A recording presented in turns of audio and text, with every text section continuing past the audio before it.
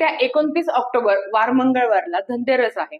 धनत्रयोदशी ह्या विविध नावांनी ओळखली जाते. आता या धनतेरसच्या दिवशी आपल्याला धन्वंतरी देवांची पूजा करायची असते, जी आरोग्याची देवता मानली गेली आहे. जेव्हा समुद्र मंथन झालं होतं, त्यातून जे 14 रत्ने बाहेर पडली, त्याच्यातून 5वं रत्न भगवान धन्वंतरी यांचा हा जन्मदिवस म्हणून सुद्धा साजरी केला जातो. भगवान धन्वंतरी हे भगवान विष्णूंच्या 24व्या अवतारापैकी एक अवतार मानले गेले आहे. आता या धनतेरसचा दिवस अजून एका मुख्य कारणाने ओळखला जातो, ते म्हणजे यमदीपदान.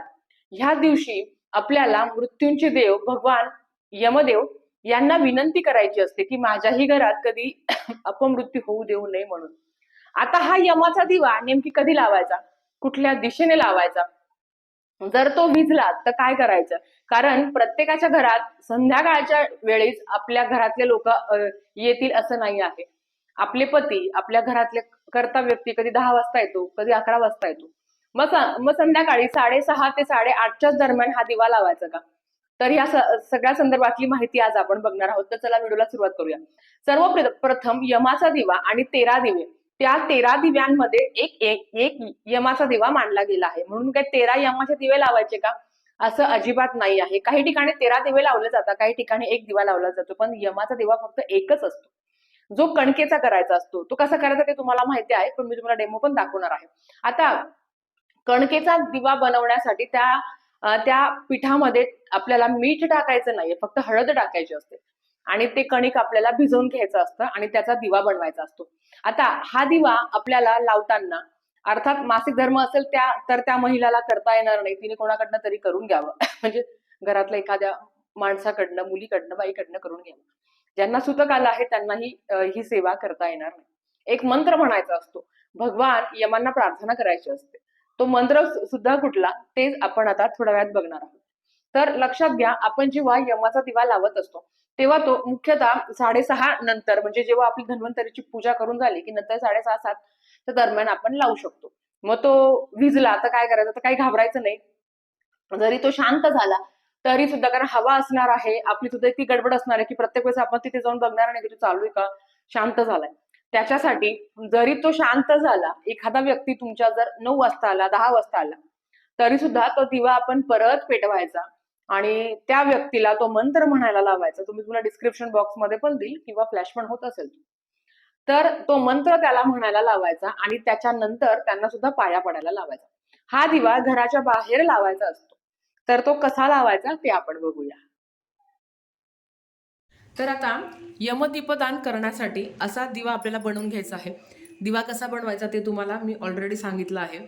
कृपया करून पणती घेऊ नका, कणकीचाच दिवा करायचा असतो. दिवा पेटवताना तो डायरेक्ट जमिनीवर स्पर्श होणार नाही याची काळजी घ्या. एक तुम्ही कागद घेऊ शकता किंवा एखादी डिश घ्या, त्या डिशवर तुम्ही तांदूळ टाका, त्या तांदळावर हळद कुंकू अर्पण करा आणि नंतर असा दिवा लावायचा आहे. दिवा लावल्यानंतर ह्या 2 मुटके आपल्याला करून घ्यायचे आहे. ह्या 2 करायच्या आहे. तिळीचं तेल किंवा मोहरीचं तेल असणं आवश्यक आहे. नसलं तर घरातलं जे भाजीचं तेल आहे ते वापरलं तरी चालेल. 2 वातीची मिळून 1 वात तुम्हाला करायची आहे आणि असा दिवा लावायचा आहे. आता हा दिवा लावून घ्यायचा. दिवा हा संध्याकाळीच लावायचा आहे, म्हणजे 7:30-8 नंतर तुम्हाला हा दिवा लावायचा आहे. धनतेरसच्या दिवशी 8-8:30 म्हणजे 7:30 नंतर हा दिवा लावायचा आहे. आता हा दिवा लावताना काही ठिकाणी चौमुखी दिवा लावता, म्हणजे 4 दिशेने वाती करून दिवा लावता, काही ठिकाणी एकाच दिशेने वाती करून दिवा लावता. आता हा दिवा कुठे ठेवायचा, तर परत एकदा सांगते, हा दिवा घराच्या बाहेर, मुख्य दरवाजाच्या बाहेर, ह्या दिव्याची जी दिशा आहे ही आपल्याला दक्षिणेकडे केली पाहिजे, कारण ती यमाची दिशा ओळखली जाते. तर आता हा दिवा पेटवल्यावर घरात किती मेंबर आहेत सगळ्यांनी ह्या दिव्याच्या पाया पडायच्या असतात. हळद कुंकू अक्षदा आपल्याला ह्या दिव्याला व्हायची आहे. तर आपल्याला ह्या दिव्याला हळद कुंकू अक्षदा वाहून घ्यायची आहे. हे जे 2 मुठुडे केले आहेत त्यांनाही आपल्याला हळद कुंकू वाहून घ्यायची आहे. नमस्कार करायचा आहे आणि एक मंत्र म्हणायचा आहे. आता लक्षात घ्या, ज्या मुलांना म्हणजे अर्थात घरात लहान मुलं असतील किंवा वयस्कर असतील ज्यांना लिहिता वाचता येत नाही, त्यांनी फक्त प्रार्थना करायची आणि बाकीच्यांनी सगळ्यांनी ह्या दिव्याला नमस्कार करायचा. आता ज्या ठिकाणी चौमुखी दिवा लावला जातो, म्हणजे 4 दिशांनी वाती करून दिवा लावला जातो, तर त्यांनी तो घराच्या दक्षिण दिशेला, घराच्या बाहेर दक्षिण दिशेला, आपल्याच दारात, लोकांच्या दारात लावायचा नाहीये. घराच्या बाहेर दक्षिण दिशेला तुम्हाला तो दिवा लावायचा आहे. आणि जे फक्त एकच वात करतात, तर ही वात दक्षिण दिशेला आली पाहिजे. आता दिवा कुठे लावायचा, तर मुख्य दरवाजाच्या बाहेर लावू शकता, किंवा जर तुम्ही सोसायटीमध्ये राहत असाल तर तुम्ही बाल्कनीत लावलं तरी चालेल. फक्त ही जी वात आहे ही दक्षिण दिशेला असावी. आपल्याला माहिती आहे की एरवी आपण कधीही दक्षिण दिशेला वात करत नाही, पण यमदीपदानाला दक्षिण दिशेला वात करायची, कारण ती यमाची दिशा मानली जाते. आता सगळ्यांनी ह्या दिव्याच्या पाया पडायचा आणि एक मंत्र म्हणायचा आहे. मंत्र मी डिस्क्रिप्शन बॉक्समध्ये लिहून देते. मंत्र असा आहे: मृत्यूनाम दंडपाशाभ्याम कालेन श्यामया सहा त्रयोदशाम दीपदानात सूर्यजहा प्रियता मम. हा एक मंत्र आहे जो घरातल्या सगळ्यांनी, ज्यांना लिहिता वाचता येतं त्यांनी आवर्जून म्हणावं. आता दिवा लावल्यावर तो जास्त काळ पेटत कसा राहील याची काळजी घ्या. अर्थात हवा आली तर ती आपल्या हातात नाहीये, दिवा विझून जाईल मनात आणू नका. आता काय असतं ना, ऑफिसला जाणारे लोक असतात, कोणाचे मिस्टर रात्री 10ला येतात, कोणी 12ला येतं, कोणी लवकर येतं, कोणी लेट येतं. तर अशा वेळेस काय करायचं, दिवा विझणार नाही याची तुम्हाला काळजी घ्यायची आहे. पण समजा यदा कदाचित जर तुमचा दिवा विझला तर काय करायचं, ते जेव्हा येतील तेव्हा परत तेल टाकायचं, दिवा प्रज्वलित करायचा, त्यांनाही हळद कुंकू अक्षता अर्पण करायला लावायची, त्यांना हा मंत्र म्हणायला लावायचा आणि यमदेवांना प्रार्थना करायची की माझ्या घरात कधीही अकाल मृत्यू येऊ देऊ नको. ही साधी एक मंत्र फक्त तुम्हाला म्हणायचा आहे. आता या यमदीपदानाचे काय महत्व आहे ते तुम्हाला सांगते. कथा आहे की आपण यमदीपदान का करायचं असतं. तर बघा, आता त्याच्या आधी आपण जेव्हा दिव्याला आपण जेव्हा हळद कुंकू अक्षता अर्पण करतो, एक फूल असेल घरात तर ते अर्थात तुम्हाला या दिव्याला एक फूल अर्पण करायचं आहे. जे तुमच्याकडे असेल ते फूल तुम्ही अर्पण करू शकता. आता याची कथा तुम्हाला सांगते की का बरं आपल्याला यमदीपदान करायचं असतं, काय आहे त्याचं महत्व, किंवा का बरं केलं जातं.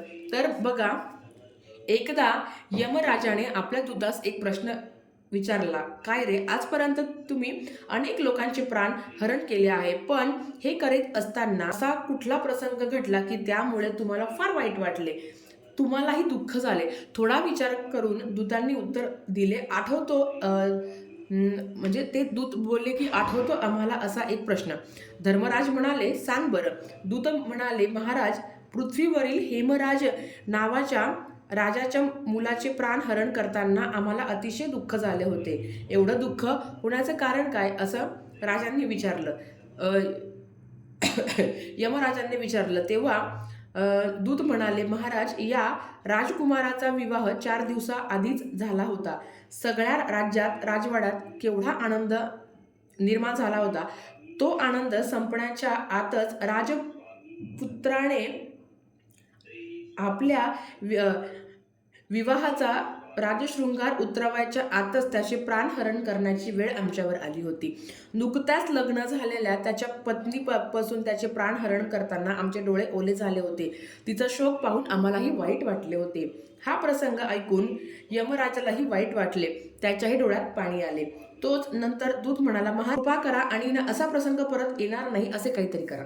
तेव्हा यमराज म्हणाले, ठीक आहे, जे लोक या त्रयोदशीला मला दीपदान देतील आणि आजपासून नंतरचे 5 दिवस दीपोत्सव साजरा करतील, त्यांच्यावर असा अपमृत्यूचा प्रसंग कधी येणार नाही. तेव्हापासून ही प्रथा पडलेली आहे. आता तुम्हाला समजलं असेल आपण दीपदान का करतो. मृत्यू हे अटळ आहे, पण आपल्यावरही कधी अकाल मृत्यू येऊ देऊ नये, आपल्या परिवारावरही कधी अकाल मृत्यू येऊ देऊ नये, म्हणून आपण दीपदान करायचं असतं. तर ह्या पद्धतीने आपल्याला दीपदान करायचं आहे. मंत्र मी तुम्हाला डिस्क्रिप्शन बॉक्समध्ये लिहून देते, काळजी करू नका.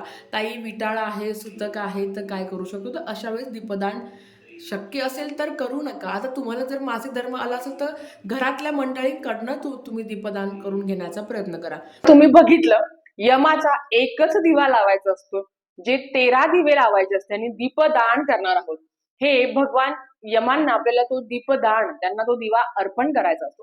ह्या दिव्याच्या दुसऱ्या दिवशी काय करायचं, यमाचा दिवा गाईला खायला द्यायचा नाही, तो तसाच उचलायचा आणि तो कचरा पेटीमध्ये तुम्हाला टाकून द्यायचा दुसऱ्या दिवशी. म्हणजे 30 तारखेला. आणि जे 13 दिवे लावले जातात ते वेगवेगळ्या देवांना समर्पित असतात. 13 दिव्यांचा आणि याचा काही संबंध नाही. हो, त्या 13 दिव्यांमध्ये एक यमाचा दिवा असतो जो दक्षिण दिशेला तुम्हाला लावायचा असतो, पण 13 दिवे यमाचे नाही आहे. कदाचित प्रत्येक गावामध्ये वेगवेगळी पद्धत असावी, पण मला तरी वाटतं की आमच्याकडे किंवा आय थिंक तुमच्याकडे सुद्धा एकच दिवा लावला जातो आणि तोच बरोबर आहे. कारण जे 13 दिवे लावले जातात ते विविध ठिकाणी आणि विविध देवांना समर्पित असतात. त्याच्याबद्दल नंतर आपण माहिती बघूया. तर आजच्यासाठी फक्त इतकंच. झालेली सेवा महाराजांच्या चरणी मी रुजू करते आणि आजचा व्हिडिओ इथेच थांबवते. आवडला असेल तर लाईक, शेअर, सबस्क्राईब करा. भेटूया परत अशाच एका नवीन व्हिडिओ सोबत. तोपर्यंत श्री स्वामी समर्थ.